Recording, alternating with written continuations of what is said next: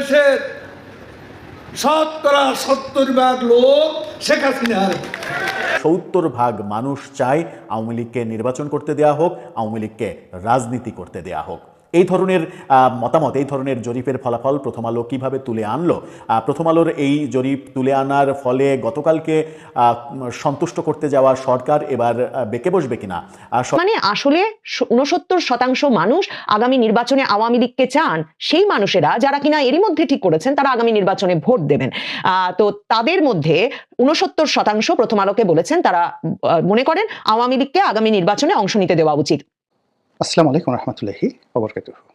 সম্মানিত দর্শক, বেসরকারি টেলিভিশন যমুনা অর্থাৎ যমুনা টিভির একটি টক শো এর ভিডিও ক্লিপ এখন রীতিমতো বাংলাদেশে ভাইরাল হয়ে পড়েছে এবং এই ভিডিও ক্লিপের সূত্রে অনুষ্ঠানের উপস্থাপিকা আঞ্জুমান নিকোল, তাকে নিয়ে তুমুল আলোচনা হচ্ছে।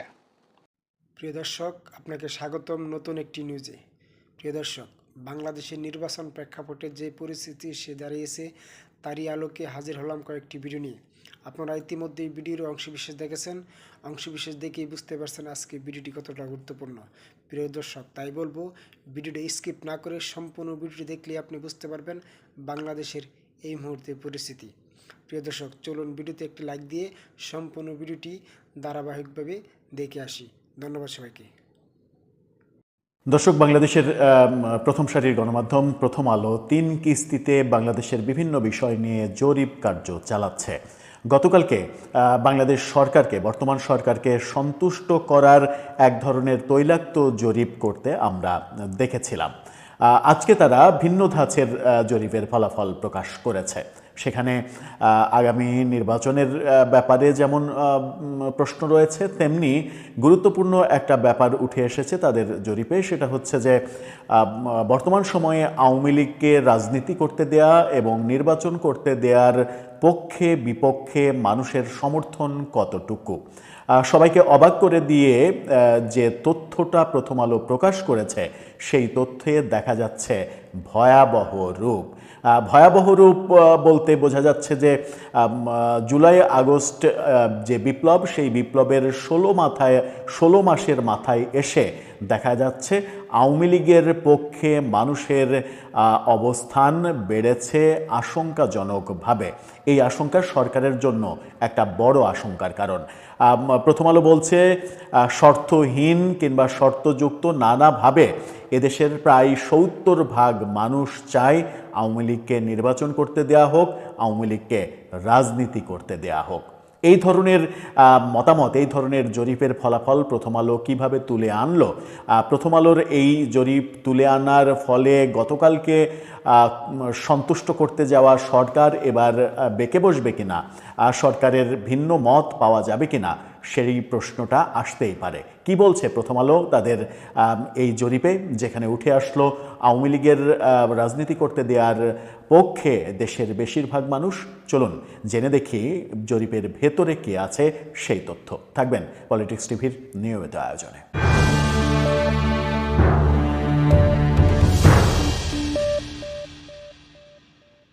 দর্শক, বলছিলাম প্রথম আলোর জরিপের কথা। প্রথম আলোর দ্বিতীয় দিনের কিস্তি আজকে প্রকাশিত হয়েছে। সেখানে চাঞ্চল্যকর যে তথ্যটা নিয়ে আলোচনা করছি সেটা হচ্ছে যে আওয়ামী লীগকে রাজনীতি করতে দেয়া, আওয়ামী লীগকে আগামী নির্বাচনে অংশগ্রহণ করতে দেয়া, এই ব্যাপারে ব্যাপক জনসমর্থন। সেখানে প্রথম আলোর শিরোনামটা দেখলেই বুঝতে পারবেন। সেখানে বলা হচ্ছে নির্বাচনে আওয়ামী লীগকে চান না 28% মানুষ, আর শর্তহীন কিংবা শর্তযুক্তভাবে নির্বাচনে দেখতে চান 69% মানুষ। যদিও ফাইনালি তারা বলছে 69.2% মানুষ। অর্থাৎ আওয়ামী লীগকে আগামী নির্বাচনে দেখতে চাই দেশের প্রায় 70% মানুষ। ভাবা যায় এরকম অবস্থা কেন হলো? আওয়ামী লীগের যে চূড়ান্ত পরাজয় আমরা 16 মাস আগে দেখেছিলাম, সেখান থেকে আওয়ামী লীগ এত দ্রুত রিকভারি করে জনগণের মনে স্থান করে নিতে পারল কিভাবে? সেটা কি সরকারের ব্যর্থতার কারণে এবং বৈষম্য বিরোধী আন্দোলন যারা করেছিলেন তাদের বিভিন্ন ধরনের দুর্নীতির মধ্যে জড়িয়ে পড়ার কারণে? প্রথম আলোর যদি আমরা বিস্তারিত নিউজে যাই তাহলে তাদের একটা ফটো কার্ড আপনারা দেখলেই বুঝতে পারবেন। সেই ফটো কার্ডে তারা বলছে মোট 69.2% মানুষ চাই বিভিন্নভাবে শর্ত জুড়ে দিয়ে হলেও, শর্তহীন শর্ত জুড়ে দিয়ে হলেও আওয়ামী লীগকে নির্বাচন করতে দেয়া হোক। সেখানে যদি আমি বিস্তারিততে যাই তাহলে 28.2% মানুষ অংশগ্রহণ করতে দেয়া উচিত নয়, একেবারেই আওয়ামী লীগকে অংশগ্রহণ করতে দেয়া উচিতই নয়, এই মতামত দিচ্ছে মাত্র 28.2% মানুষ।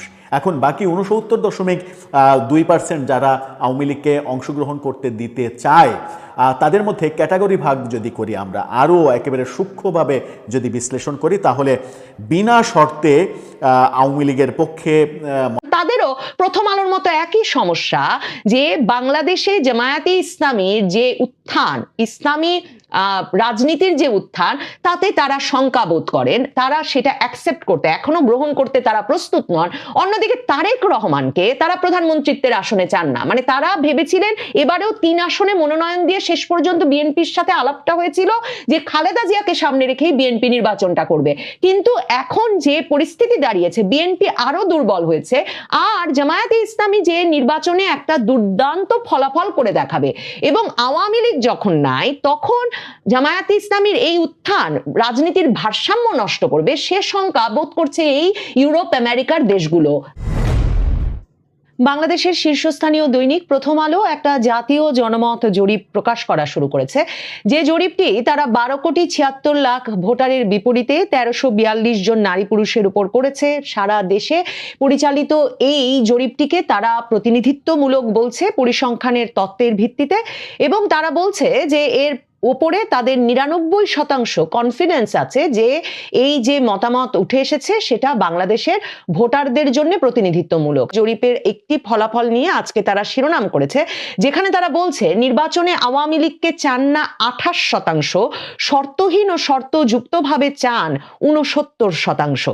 তার মানে আসলে 69% মানুষ আগামী নির্বাচনে আওয়ামী লীগকে চান, সেই মানুষেরা যারা কিনা এরই মধ্যে ঠিক করেছেন তারা আগামী নির্বাচনে ভোট দেবেন। তো তাদের মধ্যে 69% প্রথম আলোকে বলেছেন তারা মনে করেন আওয়ামী লীগকে আগামী নির্বাচনে অংশ নিতে দেওয়া উচিত। তারা জরিপের যে ফলাফল বিস্তারিতভাবে এখানে তুলে ধরেছে, সেখানে তারা বলছে যে কি মেকার্স কনসাল্টিং লিমিটেড স্থানীয় একটি জরিপকারী প্রতিষ্ঠানকে দিয়ে তারা এই জরিপটি করিয়েছে। সেখানে প্রশ্ন করা হয়েছিল আগামী জাতীয় সংসদ নির্বাচনে গণ অভ্যুত্থানে পতিত দল আওয়ামী লীগের অংশগ্রহণ সম্পর্কে আপনার মতামত কি। এই প্রশ্নে 27.8% উত্তরদাতা বলেছেন বিনা শর্তে আওয়ামী লীগকে ভোটে অংশ নিতে দেওয়া উচিত। তার মানে 28% যেমন বলছেন যে ভোটে অংশ নিতে দেওয়া উচিত নয়, একেবারে বিনা শর্তে আওয়ামী লীগকে ভোটে অংশ নিতে দেওয়া উচিত, সে কথাও কিন্তু 28% বলছেন। এরপর 26% উত্তরদাতা বলেছেন শাস্তি ও সংস্কার হলে আওয়ামী লীগ নির্বাচনে অংশ নিতে পারে। 14.8% মনে করেন আনুষ্ঠানিকভাবে ক্ষমা চাইলে আওয়ামী লীগকে নির্বাচনে অংশ নেওয়ার সুযোগ দেওয়া যেতে পারে। এখানেই শেষ নয়, এছাড়া শুধু শর্ত দিয়ে আওয়ামী লীগকে নির্বাচনে অংশগ্রহণের সুযোগ দেওয়া যায় এমন উত্তরদাতা 0.4%। আগে বিচার তারপরে নির্বাচনে আওয়ামী লীগের অংশগ্রহণ, এরকম মত দিয়েছেন উত্তরদাতাদের 0.1%। আর উত্তরদাতাদের মধ্যে আরেক অংশ মানে আরো 0.1% মনে করেন আওয়ামী লীগকে নির্বাচনে অংশ নেওয়ার সুযোগ দেওয়া যেতে পারে। এই প্রশ্নের উত্তরে 2.6% উত্তরদাতা বলেছেন এ বিষয়ে তারা নিশ্চিত নন। সব মিলিয়ে দেখা যাচ্ছে শর্তহীন অথবা বিভিন্ন শর্তে আওয়ামী লীগকে নির্বাচনে অংশ নেওয়ার সুযোগ দেওয়ার পক্ষে 69.2%। প্রথম আলো হঠাৎ করে আওয়ামী লীগকে নির্বাচনে অংশ নিতে দেওয়া উচিত কিনা জনমত জরিপে এমন প্রশ্নই বা রাখলো কেন, এবং সেই উত্তরে যারা ভোট দিতে এখন সম্মত, মানে যারা ভাবছেন 2026 ফেব্রুয়ারিতে তারা ভোট দেবেন, তার মানে তারা আওয়ামী লীগের ভোটার নয়, এদের মধ্য থেকেই 69% কিনা এখন বলছেন আওয়ামী লীগকে নির্বাচনে রাখা উচিত। দেখেন প্রথম আলো তাদের জরিপে আগেও বলেছি আরেকটা প্রশ্ন করেছে, বিস্ফোরক প্রশ্ন, যে বাংলাদেশে ইসলামী আইন প্রবর্তন করলে ভালো হবে কিনা। এমন একটা প্রশ্নের উত্তরে বাংলাদেশের 65% মানুষই কিন্তু উত্তর দিয়েছেন যে বাংলাদেশে তারা মনে করেন ইসলামী আইন প্রবর্তন করলে ভালো হবে। এখন প্রথম আলো এই প্রসঙ্গে তাদের অভিমত লিখতে গিয়ে বলছে যে বাংলাদেশে নাকি আওয়ামী লীগই দায়ী। আসসালামু আলাইকুম রহমতুল্লাহি ওয়া বারাকাতুহু। সম্মানিত দর্শক, বেসরকারি টেলিভিশন যমুনা অর্থাৎ যমুনা টিভির একটি টক শো এর ভিডিও ক্লিপ এখন রীতিমতো বাংলাদেশে ভাইরাল হয়ে পড়েছে। এবং এই ভিডিও ক্লিপের সূত্রে অনুষ্ঠানের উপস্থাপিকা আঞ্জুমান নিকোল, তাকে নিয়ে তুমুল আলোচনা হচ্ছে। আওয়ামী লীগের যারা সমর্থক, মুক্তিযুদ্ধের যারা সমর্থক, তারা এই বিজয়ের মাসে অর্থাৎ 2025 সনের ডিসেম্বর মাসে এরকম একটি ঘটনা, এরকম একটি ভিডিও ক্লিপ এবং সেই ভিডিও ক্লিপে একজন অনুষ্ঠানের উপস্থাপিকার যে অনবদ্য উপস্থাপন, সাহস, তার যে দক্ষতা এবং প্রত্যুৎপন্নমতিত্ব, এই প্রত্যুৎপন্নমতিত্বের প্রশংসায় সারা দেশ রীতিমতো পঞ্চমুখ। অন্যদিকে যারা স্বাধীনতা বিরোধী শক্তি চক্র, রাজাকার, আলবদর আর শামস, তাদের কাছে এখন এই ভদ্রমহিলা বা এই যে আঞ্জুমান নিকোল, তিনি রীতিমতো একজন মূর্তিমান আতঙ্কের নাম। তাকে নিঃসন্দেহে গালাগাল করা হচ্ছে, হুমকি দেওয়া হচ্ছে এবং তাকে চাকরিচ্যুতির জন্যে নানাভাবে সামাজিক মাধ্যমে যে সকল কুলাঙ্গার রয়েছে বা ইনফ্লুয়েন্সার হিসেবে যারা নিজেদেরকে গত 14 মাসে যথেষ্ট প্রভাব বিস্তার করেছে, সে সকল কুলাঙ্গার যারা আছে তারা এই ভদ্রমহিলার জীবনকে তছনছ করে দেওয়ার জন্য নানা রকম নেতিবাচক কথা তারা প্রচার করছে।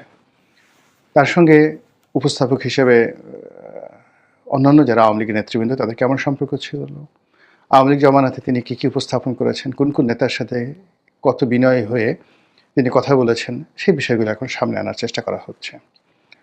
কিন্তু যে বিষয়গুলো তিনি তুলে এনেছেন এই সময়টিতে, বা যে বিষয় তিনি প্রশ্ন করেছেন, যে বিষয় তিনি কণ্ঠ দৃঢ় করেছেন, আঙ্গুল উঁচু করেছেন, সেই বিষয়টা নিয়ে আলোচনা করার মতো, ইন ডিটেলস আলোচনা করার মতো স্বাধীনতা বিরোধী শক্তিদের কোনো সাহস নেই।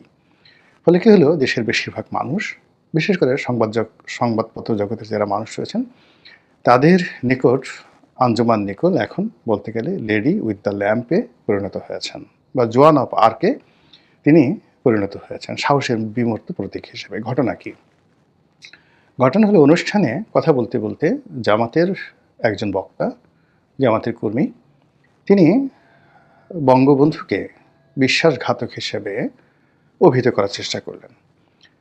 আপনারা জানেন যে মহান মুক্তিযুদ্ধের সময়ে কতগুলো ঘটনা, তার মধ্যে বঙ্গবন্ধু গ্রেপ্তার যেটা হলেন 25শে মার্চ তারিখে, এটাকে স্বাধীনতা বিরোধীরা মনে করেন যে বঙ্গবন্ধু তাদেরই মতো আত্মসমর্পণ করেছিল বা পাকিস্তান প্রীতিতে বিমুগ্ধ হয়ে তিনি পাকিস্তানে চলে গিয়েছিলেন, অথবা তিনি জুলফিকার আলী ভুট্টো, ইয়াহিয়া খান, টিক্কা খান, তাদের সঙ্গে তিনি একটি সম্পর্ক বা আতাত করে পুরো জাতিকে একটা যাকে বলা হয় যুদ্ধের মুখে ঠেলে দিয়ে, রাজাকার, আলবদর আর শামস, তাদের যাকে বলা হয় আক্রমণের মুখে ফেলে দিয়ে তিনি চলে গেছেন। কাজে তিনি জাতীয় বীর হতে পারেন না, তিনি জাতির সঙ্গে বেইমানি করেছেন, মুনাফিকি করেছেন, এই ধরনের কথাবার্তা কিন্তু আড়ালে আবডালে তারা বলে আসছিল এবং তাদের বিভিন্ন বই পুস্তকে তারা এইভাবেই বিষয়গুলিকে উপস্থাপন করে আসছিল।